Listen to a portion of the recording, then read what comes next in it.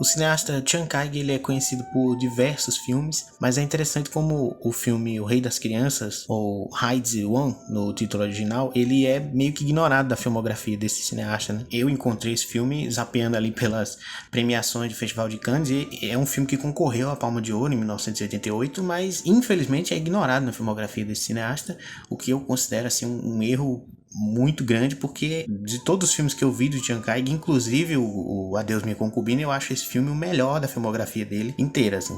Agora, falando especificamente sobre o filme, ele narra a história de um cara, né, um professor selecionado chamado Lao Ga. Ele é selecionado para dar aula numa província muito pobre da China e ele vai ter que enfrentar vários desafios para conseguir ensinar a esses alunos, justamente porque eles vivem nessa região muito humilde, né? Então eles precisam conciliar o trabalho, ajudar a família e sobreviver naquela realidade muito pobre, com a importância dos estudos, a importância da escrita, da cultura, e tudo isso tem que ser passado por esse professor nessa escola, né?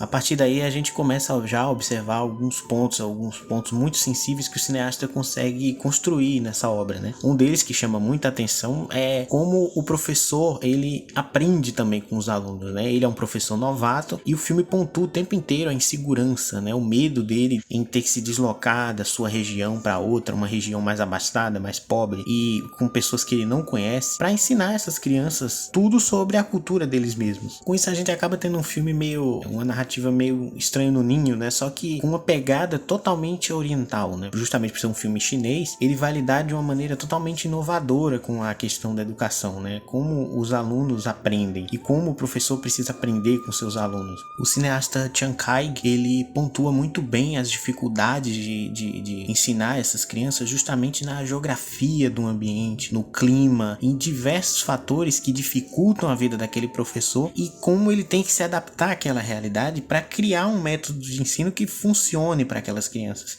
porque só aplicar um método que já existe é algo que não vai funcionar com aquelas crianças, né? São crianças totalmente diferentes, elas vivem uma realidade de pobreza que aquele professor não conhecia até chegar àquela província, né?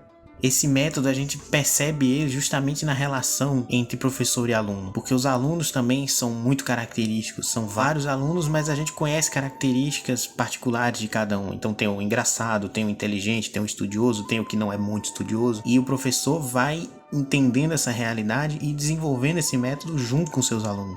Há um aluno em particular que o filme destaca bastante tempo de tela para ele, justamente porque é um menino muito inteligente e que vive numa realidade de muito trabalho físico pesado, mas que ele tem uma paixão pelos ideogramas, né, aquelas letrinhas chinesas, e ele escreve mais de 3.000, e o filme pontua isso como justamente para destacar a realidade que eles vivem. E eu acho que é justamente esse vai e vem entre professor e aluno, um aprende com o outro aprende com que faz com que esse filme seja tão interessante de se observar, porque é uma história particular ali da China, mas que ela faz muito sentido para qualquer pessoa do mundo que assista, né? A vida daqueles personagens, ela pode ser muito bem encaixada em realidades que nós conhecemos, né? De um mundo subdesenvolvido, e isso torna esse filme muito especial. E também porque o cineasta, ele não para por aí nessa coisa de representar a realidade, ele vai também mais a fundo, ele mostra que o professor tem epifanias e que ele quer ensinar a toda a China, ele quer dar aula para todas as crianças, quando ele vai observando o progresso daquelas crianças. Isso é muito interessante porque o filme